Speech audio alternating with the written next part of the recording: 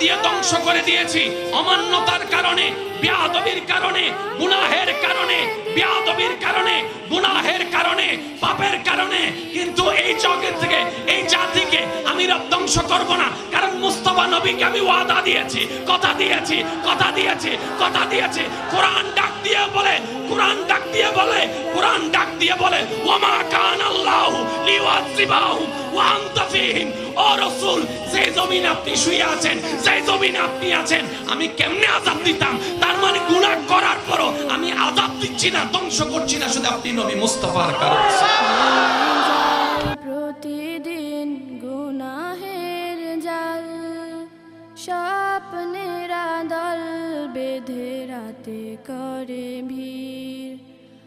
আসবে কি কাঙ্ক্ষিত সোনালি সকাল।